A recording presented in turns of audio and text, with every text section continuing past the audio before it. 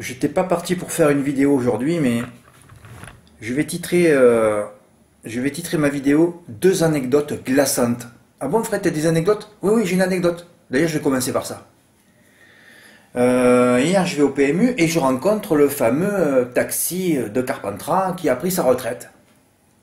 Et il me fait, tu sais, Fred, qui c'est qui a touché le quintet dans l'ombre? Parce que lui, il ratisse tous les hippodromes, hein, du sud-est, et des fois, il va à Lyon aussi. Enfin, il a un réseau, il connaît tout le monde, lui. Et il me dit, tu sais qui c'est qui a touché le quintet lundi? Et je dis non. Il me dit, c'est le propriétaire de l'écurie du Vieux Chêne. Ah, oui, propriétaire de Florine de Viette. Et je lui dis, tu sais comment il a fait son ticket? Ah, il me dit non. Ouais, je dis, c'est bon, j'ai compris. Il a fait Florine de Viette, il a mis Choupette Aéri en deux, les deux cormis, hein. Il a mis 3X derrière. Ouais, ça en France, il paraît que c'est lui. Alors, je ne suis pas allé vérifier combien il y a eu de gagnants ce jour-là, mais en tout cas, il a touché dans l'ombre. Et il me dit, ce type, tu le vois dans la rue, là, il mange des frites, on dirait un clochard. Je dis, ah bon? Ah, il me dit, ouais, ouais, parce que j'avais rencontré un de ses employés, ça doit être un serveur, parce que je crois que ce type a un restaurant. Et ce serveur lui avait dit quelques jours avant, oh là là, mon patron, il prend cher en ce moment, hein. Ah non, non, parce que les mecs qui sont dans la folie du jeu des courses, ça peut finir très mal. Ah, je dis, ah bon, mais écoute, moi je l'ai jamais rencontré, ce type. Alors là, maintenant, je sais pas, là, il s'est refait, hein, évidemment, avec ce quintet dans l'onde, il s'est refait.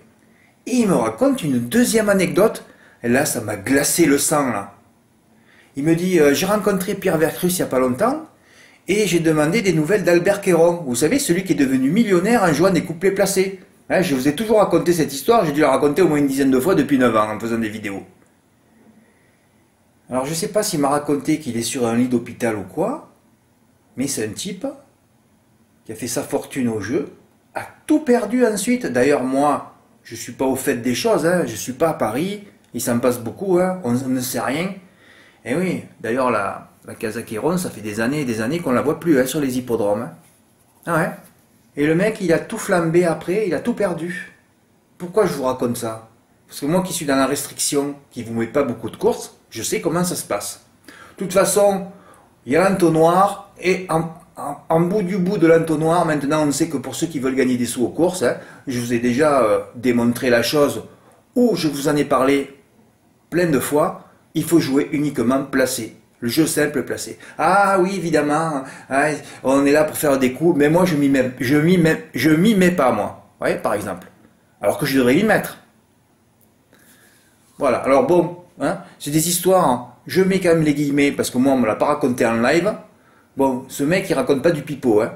Alors deux histoires d'un propriétaire de l'écurie du Vieux-Chêne, je sais pas combien de chevaux il a, alors je sais pas s'il est blindé ou pas blindé, mais il paraît que quand tu le vois on dirait un clochard. Bon, peut-être que ça veut rien dire, hein.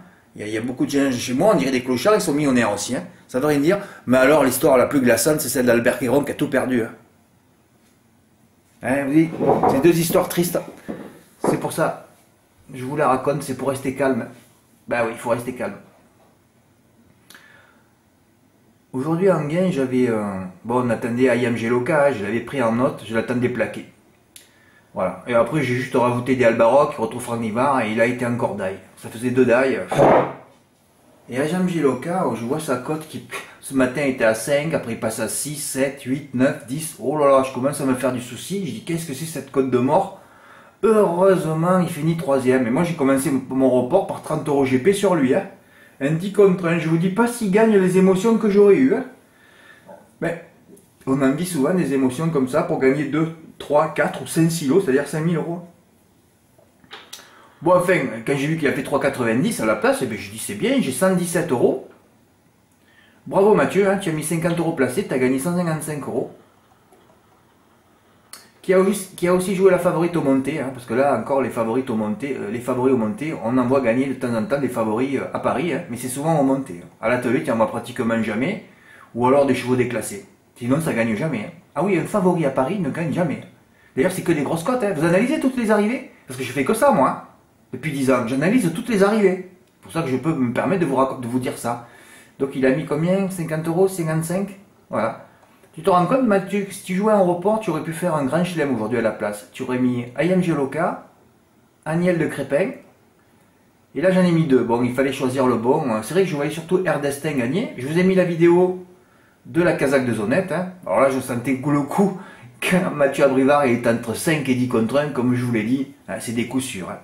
Eh oui, dans la course avant, il était à 3 contre 1, la grande favori. Je dis, sera daille. C'est pas loupé. Hein. Quand je suis contre les favoris à Paris, ça marche. Quand je suis sur les favoris, ça marche pas. Mais bon, à Paris, j'en mets peu. Hein. C'est parce qu'il n'y avait rien à côté, il n'y avait que cette réunion de trop aujourd'hui. Alors bon, je me suis dit, tu vas quand même mettre 2 chevaux à... J'en ai mis 3 à vrai dire. Ah ouais. Bon, mais bravo Mathieu, tu as fait ta journée, tu as monté ta cave. J'espère que tu t'entraînes un 3 plus complet à Longchamp dimanche, parce que c'est le but.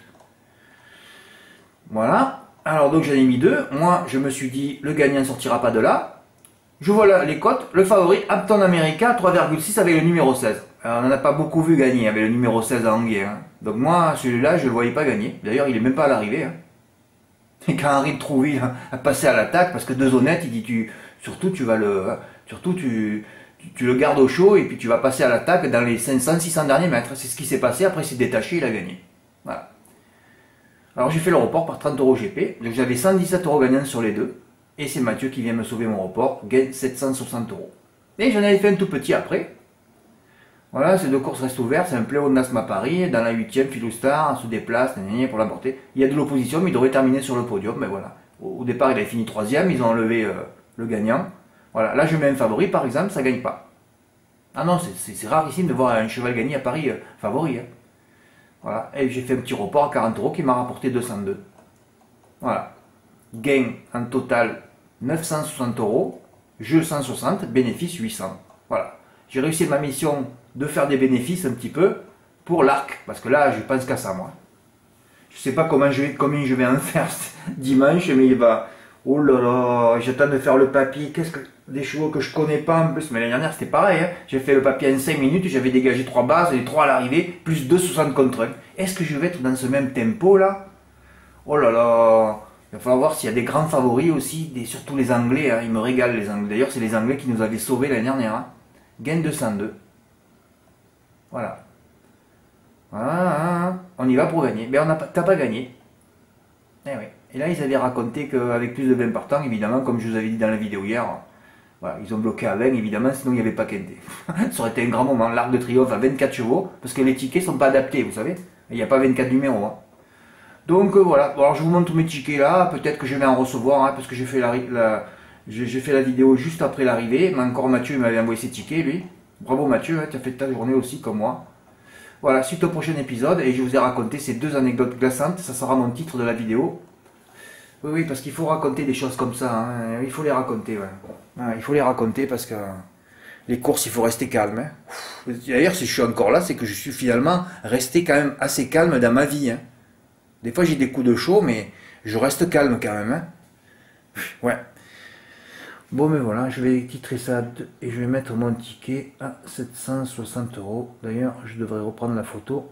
Et mettre... Ah oui, oui, puisque je mets le gain dessus. C'est vrai que je vais découper le ticket en mettant le gain dessus. Merci pour votre écoute, à bientôt, au revoir. Je vous rappelle que dimanche, je vais intervenir à 13h30, 14h. Analyse des cotes, analyse du terrain. Voilà, il faut que je sois dans le coup. On va voir comment ça va se passer dimanche. Hein. Merci pour votre écoute, à bientôt, au revoir.